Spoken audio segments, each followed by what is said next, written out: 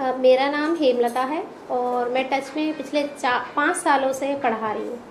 पहले जो यहाँ पे था सिचुएशन, बच्चे कम आते थे क्योंकि टच के बारे में उन्हें मालूम ही नहीं था कि टच का एक्चुअल वर्क क्या है।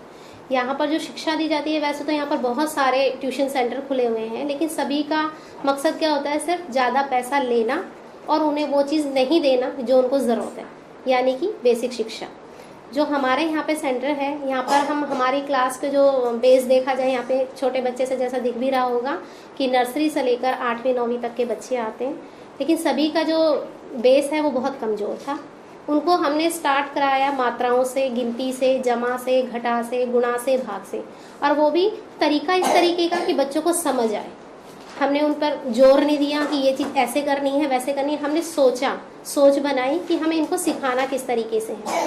इनके साथ हमने दोस्ताना व्यवहार करा, क्योंकि अगर हम इन पे एक डर बना के रखेंगे तो शायद इनको वो अच्छे तरीके से नहीं आ पाता, लेकिन जहाँ हमें इनको डांटने की ज़रूरत होती है वहाँ पर हम इनको डांट भी लगाते हैं।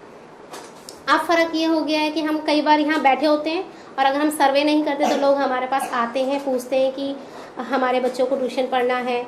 पहले हम जाते थे, अब कुछ लोग हमारे पास आते हैं पढ़ने के लिए यहाँ पर कि भाई यहाँ पर अच्छा पढ़ाई होती है। दूसरी यहाँ बहुत एक्टिविटी होती है, हेल्थ कैंप लगता है, बच्चों को ड्राइंग वगैरह आर्ट एंड क्राफ्ट का काम सिखाया जाता है।